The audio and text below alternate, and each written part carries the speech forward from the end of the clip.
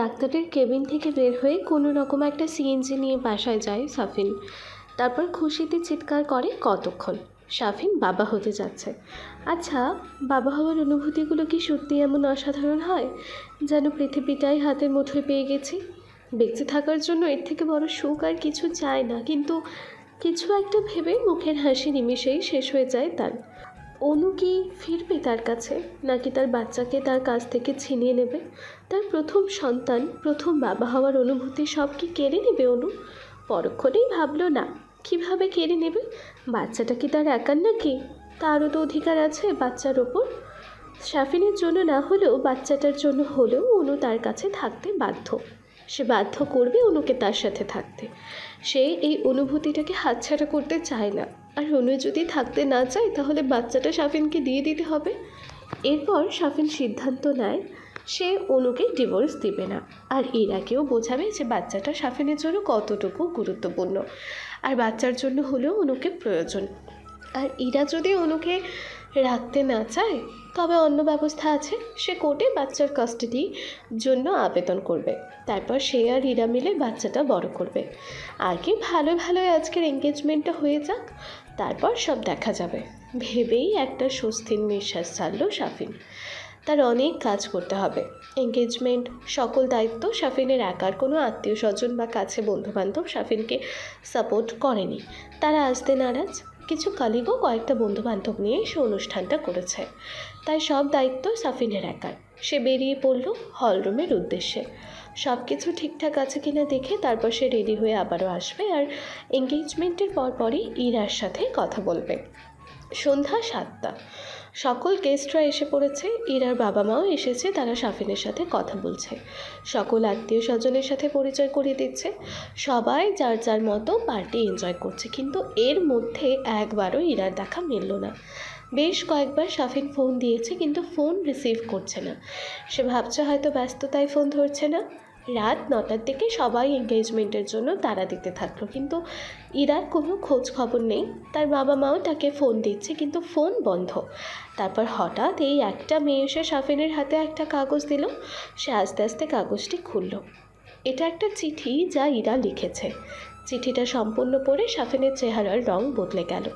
চিঠিটা ইরার মায়ের হাতে দিয়ে তারপর সে কাউকে কিছু না বলে হলরুম থেকে বেরিয়ে গেল। তারপর তার মা চিঠিটা খুলল। চিঠিতে লেখা ছিল, প্রিয় সাফিন, শুরুতে প্রিয় লিখলাম, কিন্তু তুমি আমার প্রিয় কিনা জানি না। কিন্তু আজকাল তোমাকে আমার বিরক্ত লাগে।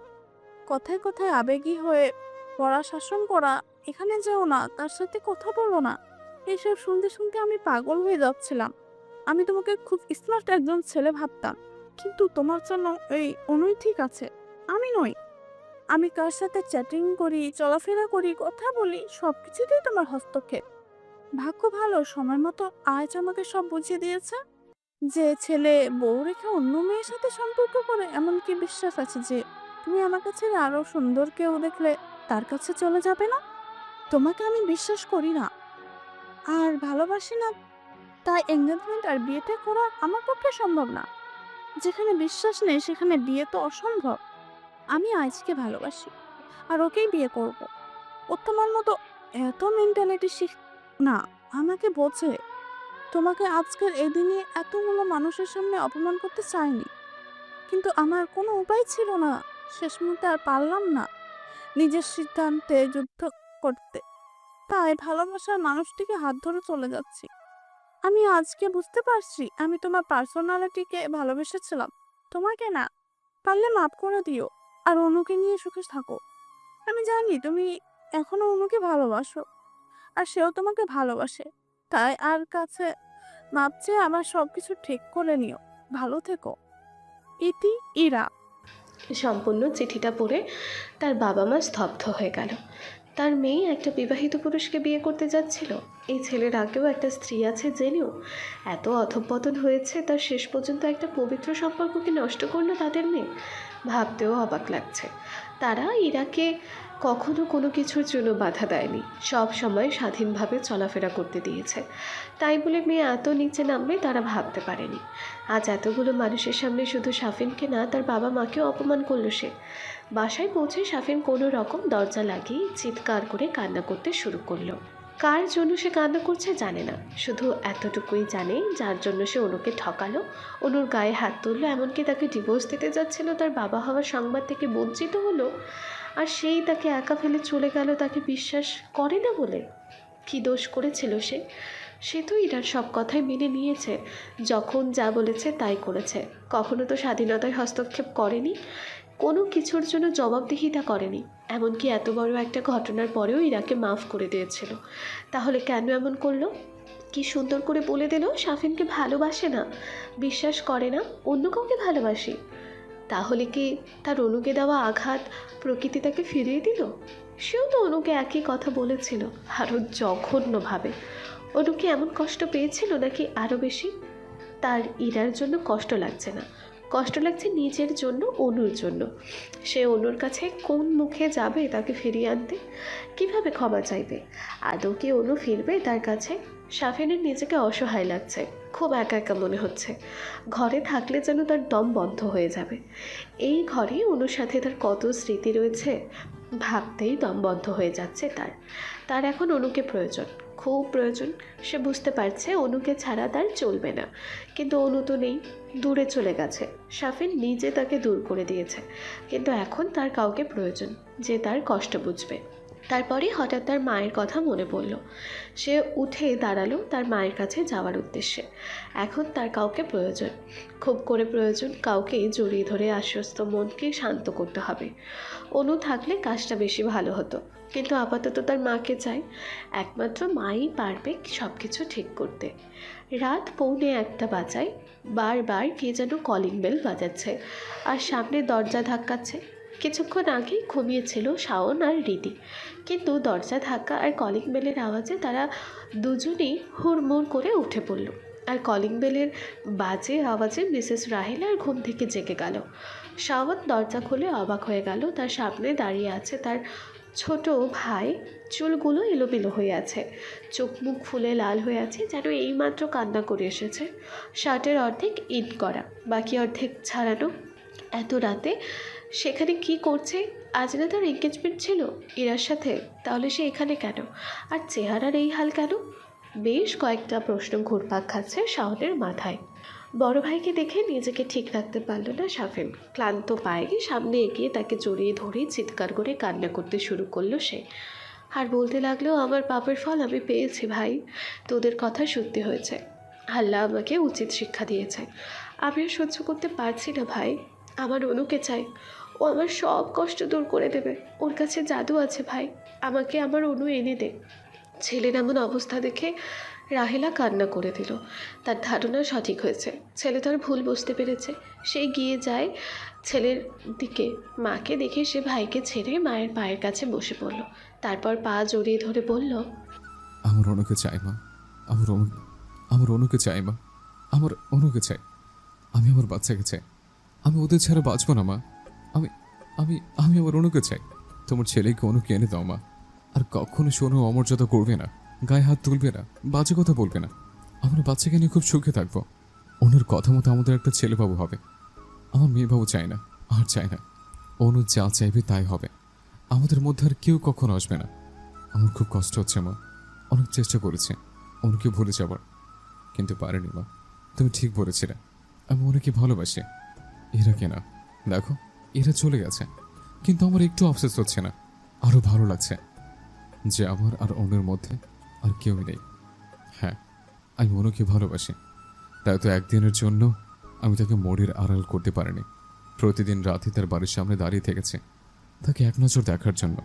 প্রতিটা রাত নির্ঘুম কাটে অনুর স্মৃতিতে। আমি ওকে ভালোবাসি মা, আমার অনুকে এনে দাও, আমার কিচ্ছু চাই না মা, আর কিচ্ছু চাই না। মিসেস রাহেলা ঠায় দাঁড়িয়ে আছে, ছেলের কষ্ট তার সহ্য হচ্ছে না। সে জানে না আগে কি হতে চলেছে, তার ভুলের মাসুল তো তাকে দিতেই হবে। অনু যে তাকে মাফ করবে না সেটা শিওর, আর মাফ করলেও কখনোই সাফিনের কাছে ফিরবে না সেটা তার কথা দ্বারাই বুঝতে পেরেছে। কিন্তু অনুকে না পেলে তো তার ছেলেটা পাগল হয়ে যাবে। কি করবে সে এখন? সে তো অনুকে কথা দিয়েছে অনু যা সিদ্ধান্ত নেবে তিনি সব সময় তার পাশে থাকবে। আর ভাবতে পারল না সে, আগে সাফিনকে শান্ত করতে হবে। অন্যদিকে রিধি সাফিনের আচরণে বিরক্ত হয়ে গেল। এত কিছু করার পর তার অনুকে চায়। বাইরে ফষ্টি নষ্টি করার সময় এইসব কথা মনে ছিল না, সে অনুকে ছাড়া বাঁচবে না। এখন ইরা ডাইনিটা ছেড়ে গিয়েছে বলে তার অনু চায়। অনু তো মুড়ির মোয়া চাইলেই পাওয়া যাবে না, যেন তার কোনো আত্মসম্মান নেই। যত সব নাটক, সাইকো একটা। মনে মনে আরও অসংখ্য গালি দিয়ে রুমে চলে গেল সে। এতদিন কঠোর থাকলেও তার ভাইকে কান্না করতে দেখে কঠোর হতে পারল না শাওন। শাফিন কখনোই এমন ছিল না। কেন যে এসব হয়ে গেল বুঝতে পারছে না সে, কিন্তু ভুল যেহেতু করেছে মাসুল তো তাকে দিতেই হবে। আর শাওনের মনে হয় না অনু শাফিনের কাছে ফিরবে। একটা দীর্ঘ নিঃশ্বাস ছেড়ে শাফিনের কাছে যায় শাওন। ছোট ভাইয়ের কষ্ট দেখতে পারবে না সে, প্রথমে তাকে শান্ত করার প্রয়োজন। সকালে সাদাত ভাই এসেছিল, অনুর ভিসা কাগজ এসে পড়েছে জানাতে। প্রায় সপ্তাহখানেক পরে টিকিট কেটেছে। প্রয়োজনীয় জিনিসপত্র আর শপিং করতেই 1 সপ্তাহ লেগে যাবে। তাই তাকে এই মাসে চেক আপ করাতে নিয়ে যায় সাদাত। প্রায় ঘন্টাখানেক পর তারা বাসায় ফিরে আসে, আর অনুর ভিসা আসার খুশিতে বাসায় একটা ছোটখাটো পার্টি দেয় অনুর মা মিসেস রাবেয়ার সাথে সাদও আছে।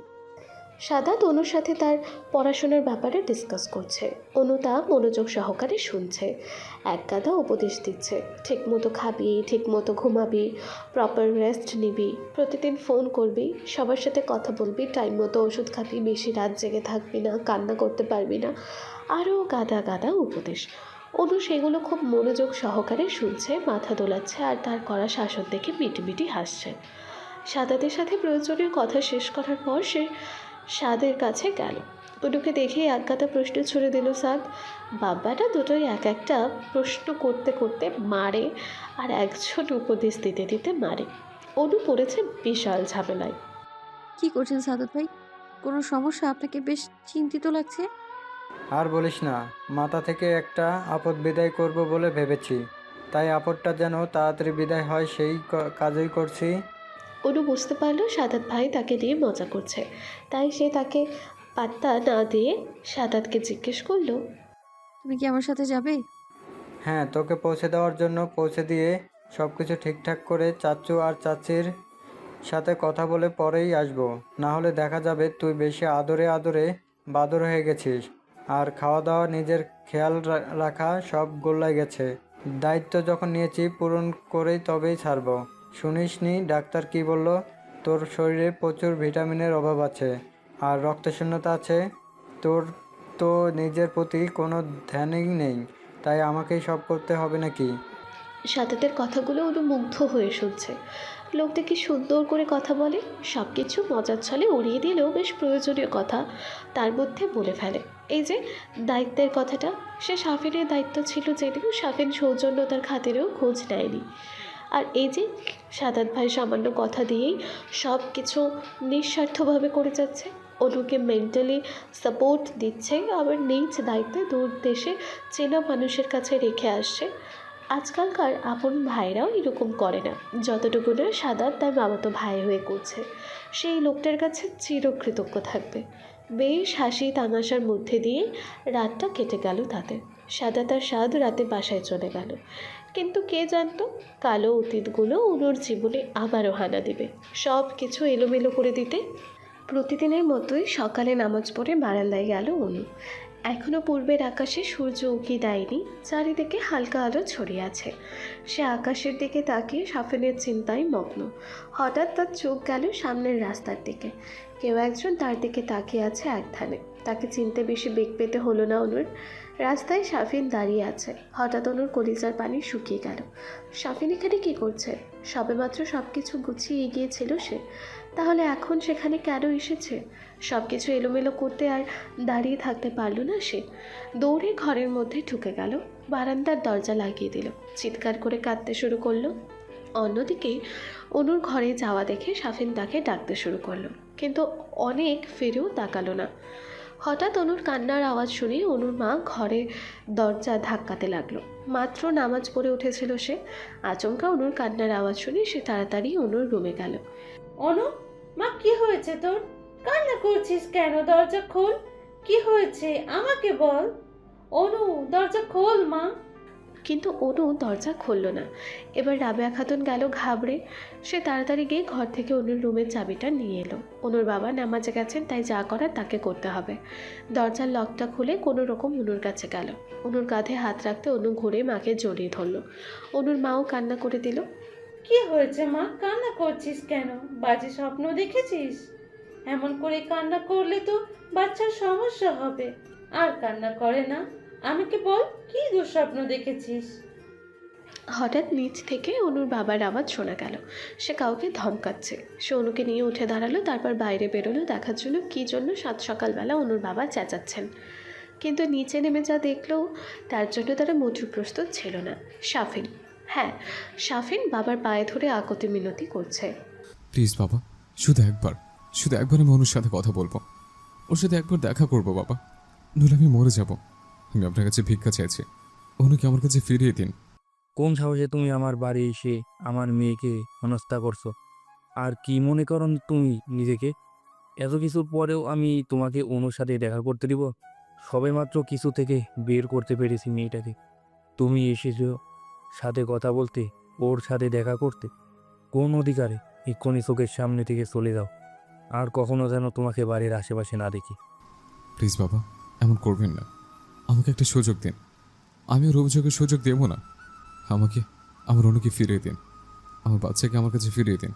বাবার কাছ থেকে সন্তানকে কেড়ে নেবেন না। কিসের বাবা? তোমার বাবা হওয়ার কোনো যোগ্যতাই নেই। তোমার মন চরিত্রহীন লোকের কাছে আমি আমার মেয়েকে দিব না। আর না দেব তার অনুগত বাচ্চাকে। তোমাকে ভালো মানুষ ভেবেছিলাম, তাই মেয়েকে তোমার কাছে রেখেছিলাম। কিন্তু তুমি কি করলে? পরকীয়া করে আমার মেয়েকে মেরে ঘর থেকে বের করে দিলে। তুমি আর এমন করবে না, কি ভরসা আছে? তোমাকে আমি বিশ্বাস করি না। ভালোই ভালো এখান থেকে চলে যাও, নইলে আমি হাত তুলতে বাধ্য হব। তোমার গায়ে হাত তুলতে আমার ঘৃণা হচ্ছে। আমি সব কিছুর জন্য মাপ চাচ্ছি। আপনার যত ইচ্ছে আমাকে মারুন, আমার কোনো সমস্যা নেই। কিন্তু আমাকে একটা সুযোগ দিন। আমি অনুর অমর্যাদা করব না। আমি আমার পরিবার ফেরত চাই বাবা। এই সবের মধ্যে অনুর মা রাবেয়া আর অনু একদম নীরব দর্শক। তার মেয়ের জীবনে কেন এমন হচ্ছে? শাফিন তাকে ছেড়ে দিয়েছিল, তাহলে কেন আবারও ফিরে এসেছে?